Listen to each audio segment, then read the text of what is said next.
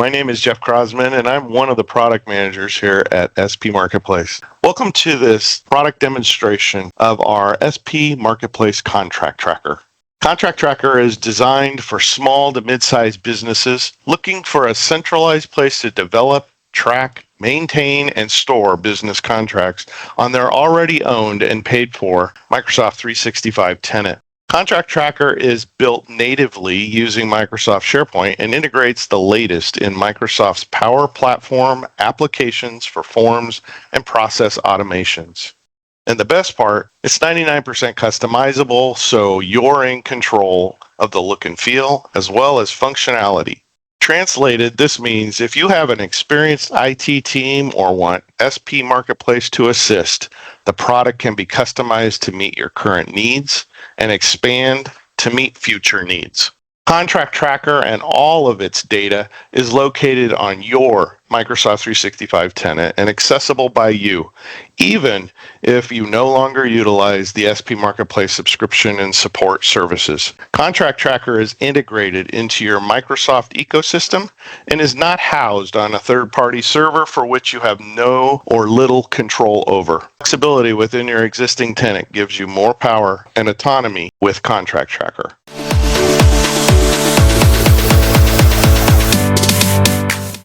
Let's take a detailed look at the product. When a user first logs into the site, they'll land on a main entry page. Contract Tracker utilizes role-based permissions to allow for easy governance and site security. Depending upon what permission group a user is in, they will be presented with a different navigational menu as well as what we call promoted links on the page.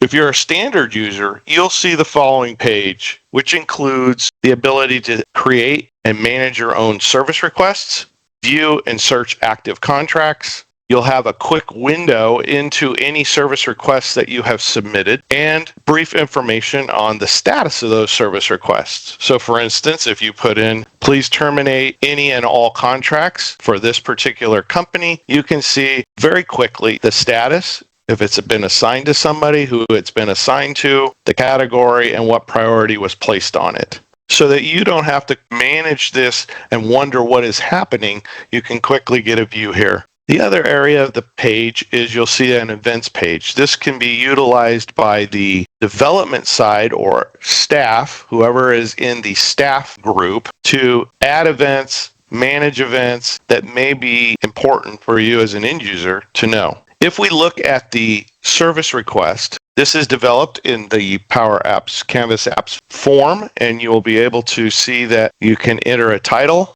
new contract, select a category. These categories can be added to, updated, changed, whatever fits your organization or company model. Say this is for a general inquiry. They can put in, it will automatically default to the requester's name that is creating the ticket. They can choose a department that they're in. Maybe they're an executive. They can set a priority. Again, all of these drop downs are customizable by you. We give you full control over that. If there's an attachment, you can just attach it here. If there's a new contract, sometimes there may be an opportunity where you're putting in a new contract and you want to upload the contract for review. You can certainly set that and upload the file. If it's related to perhaps another contract that's already in the system, this field will search the existing contracts library and can be noted within the service request on the back end when the staff analyzes your request. So if this is sales, they could do that. And they can view the document and it'll bring up the actual document if it was here. This particular form, it will show up in the My Service Requests area here. An end user can also view active contracts. Active contracts can be sorted by folders, or they can just be in the overall top level root.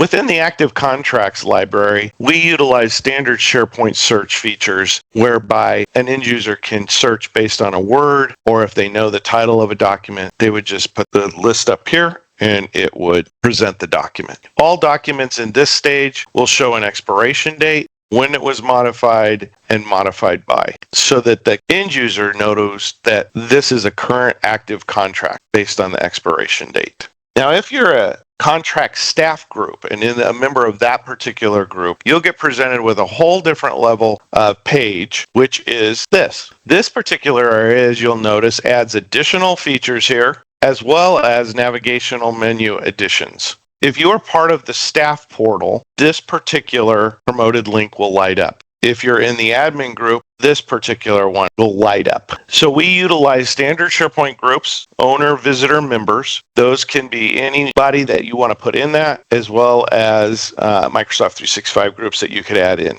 So if you are in the staff portal or group, you will land on this page. This is where the full development of the contract and management of the contract takes place. All of the side navigation menu, if you're in the owner group, this will all show up. If you're just in the staff or the development, contract management development, then admin will not show up. So let's look at what the staff can see and how to develop a contract. So if you're in the proper permission group, you'll have access to the contract development library and other areas of the site and be able to create and manage contracts and view all contracts that are in various stages based on their status. Let's take a look at the contract development library. In this library, you'll notice this is where all of the contracts that are in development or have been approved, this is the repository. Based on this contract status, all contracts can again be either added to folders for easy segregation and finding, or they can just be set here as individual documents. All contracts start in the in development status. You can create a new contract. You can either upload one in Word if you have already templates that you use, or you have a new contract that you're developing in Word, you can upload it here, or you can utilize the standard SharePoint option and set your own templates. You can add a template here. You can, if you were going to create a new contract and you wanted to add from a new template, you could just put it in and it would bring up a template that was already stored in your SharePoint environment. Let's take a look at one of them that's already been uploaded, and we'll just look at building security contract. When we open the form, you'll notice that we've provided that all of the functionality and development areas are right at your fingertips. As you look at this form, you can see that we've entered building security contract. It all starts in the in development stage, and we'll talk through these different stages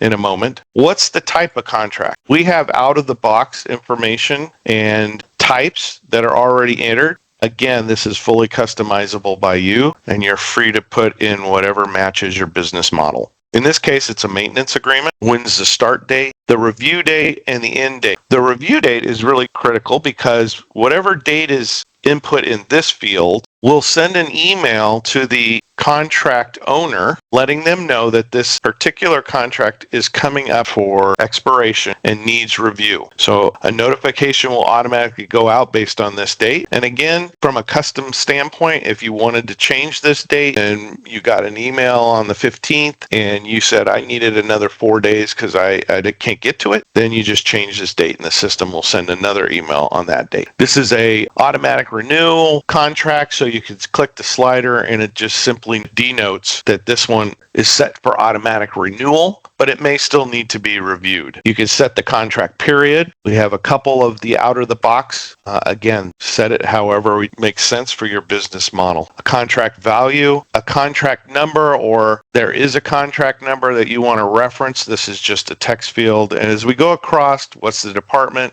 Same thing, you can choose. We have out of the box options. Contract summary is just a quick hitting note and a description. Down below is where you can add a party, a milestone, any log that pertains to this contract, any notes, and so forth. So if we looked at a party right now, you have a general tab, so that here it is. This is NABM Security and their information, their address, who's the main contact, and if there is a secondary contact. You can edit this and make all changes to that party from within this form, or you can add a new party. Milestones. Similarly, we could add a new milestone here, and you could put in whatever the title is. Maybe it is a payment, what the status is, priority. When is that payment due? Let's say July 1st, the start date. The due date would be a week before, so we'll say June 24th. And if there's a review or not of that particular milestone. if this is a payment, and you can assign it to anybody that you would like for that milestone to be responsible for. So in this case, it may be your HR department and somebody in HR that they need to know that this has to be paid. You can save it here, and for review, you can edit it and or view it. Going across the top of the tabs, contract log is just simply a note field that does date timestamps. So please ensure this gets paid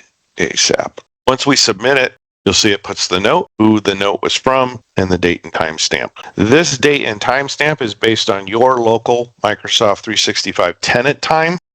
Now, when we get to contract actions, part of the development, and I will come back to this in just a second, but part of the development is to go back and forth with reviewers of this particular contract. So if you look at this library, you'll see that there's different fields that we have here. And so we have a lot of the same fields that you saw within that form. You have the owner, the contract number, the department. Is it an auto renewal? And you can sort this particular library however you want. This is standard SharePoint. You can set up views. Give me all expiring contracts that are coming up, or the renewal date calendar, or all the ones that are active as opposed to archived. So within this, you can set up a review based on who do you want to have review this contract. Right now, the system supposes that the people internally to the contract staff permission group, or those that are going to be developing contract, will be managing this particular document. Now, there's several ways that you can set security on this. One is to set security on the file itself, which can be done via standard sharing of this and managing permissions for this particular item, or if they're in the staff group already, they have access to this particular library. All versioning is utilizing standard SharePoint version history. So if you want to know what's ever happened with this particular item, there is a history here. You can turn on major and minor versioning, so you can track it down to the minor version changes versus the major. This particular one is obviously done by major version. Once this has been reviewed and you want to send it out for approval, then we would come back to the contract, click on send, and you can choose as many approvers as you'd like, or one approver. So if you were going to choose one and you wanted to put, let's say, me in there, submit, this will date stamp it. This is when the approval was sent. I will have an email as soon as the flow finished running, and I have the ability to accept or reject this particular contract with comments. Once it's accepted or rejected, the flow will pick up and change the status accordingly. So if I approve it, it will change the status to approved, and it'll have a button that says approved and the date. If I reject it, the system will move it from waiting for approval to back to in development and send the contract owner a notice that it's been rejected and my comments on why. Let's take this through and we'll go to look at one that's been approved. So let's say that this was sent out and I have approved it. This is the document. It opens. You can set it to open in Word Online or Word for Desktop, whatever your organization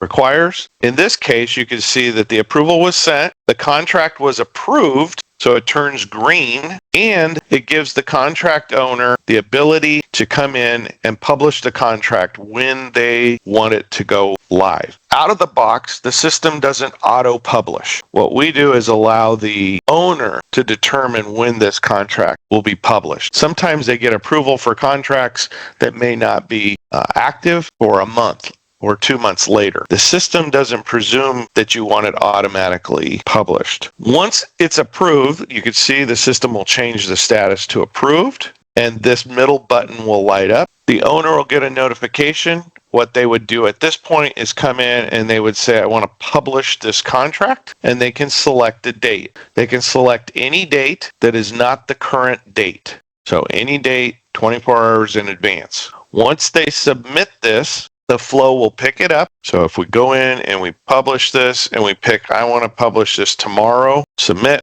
you can see that the document is to be published on this date. So we try and give quick views as to when things were approved, when documents are going to be published or were published. This will change as well. If for some reason you can see it says cancel publish, you have the ability to cancel this publish event up until tomorrow at 12 a.m. in the morning. If for some reason there was a mistake and it shouldn't have been published, or it needs to be rescinded and something else needs to be changed, you have time to cancel that. Now, once it's been published, you can see that the status for this contract says published pending. Tomorrow at 12 a.m., when it's published, the status is going to change to published. So these are all the statuses that the system monitors. Published pending is where we just left the other one. Tomorrow at 12, it'll change it to published. When the renewal comes up for review date, it'll change to renewal in progress. That gives the time for the owner to make appropriate changes, and or if it reaches the end date of the contract and nothing has been done or the dates have not been changed, it will just now change the status to expired and send the contract owner a notification. All contract actions as well will be noted here, like we mentioned a minute ago, so you can quickly see when it was approved, what's the date, when it was published. And if you want to archive the contract, meaning it's no longer necessary to or active, we would click the archive and we would do this and click submit, and it would automatically archive it. This is the contract development library. Again, the information that's brought over to the employee side here. When a contract is published, it takes the Word document that's in the library and makes a copy of it and converts it to a PDF and puts it in this active contracts library. It will match up. It will try and match up. If you have folders on the other side that are legal and sales, it will put the contract in the same folder. So the flow looks to make sure if a folder exists already, and it will put the contract in the appropriate folder, or if nothing exists, it'll put it in just the top row.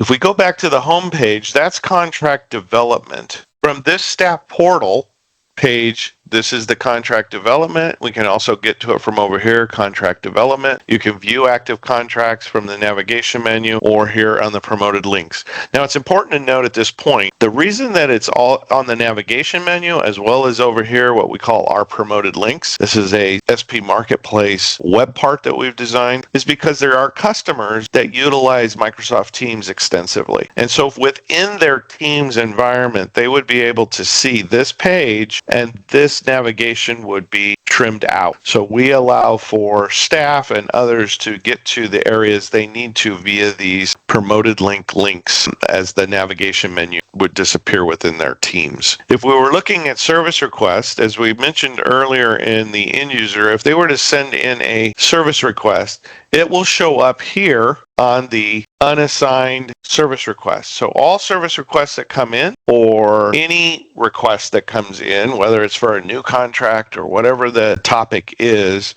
would land here. So there's visibility from within this portal for all service requests that come in. And if a person is responsible for managing them, they could simply open it up, see what the detailed information is of the request. At the bottom, they can assign it to whoever's appropriate. Now, this search box will go into anybody in the organization that's on the 365 tenant. So whoever you type in, it will default, put a due date, and you can change the status to assign. This person, Graham Cox, would then get an email saying that the service request has been assigned to them and that they need to manage it. You can view all service requests here and just click on them. Again, there are predefined views within this particular list for all service requests, my assigned, my service requests, any open ones, overdue. And because this is a standard SharePoint list, fields can be added by the customer, views can be added. All of this is customizable by you. We have given you full control over the list and adding to it. If you wanted to enter parties or milestones individually, that certainly can be done via that promoted link or over here under the parties menu.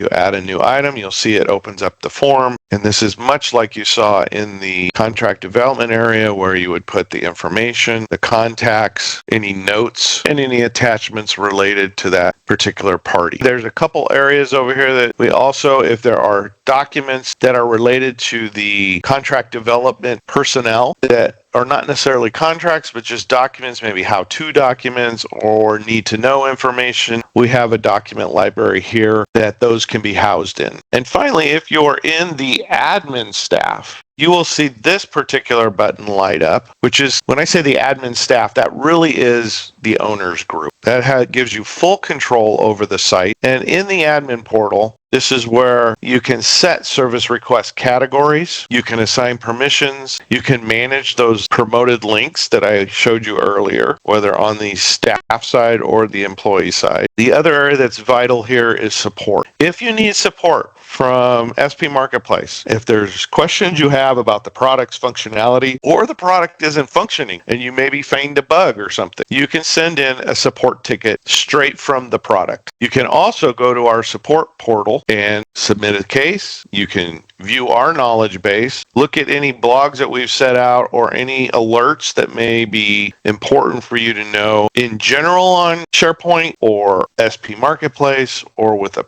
specific product, and you can sign up to be notified if we post anything pertaining to your product. That concludes this demonstration of the SP Marketplace Contract Tracker. Thank you for watching.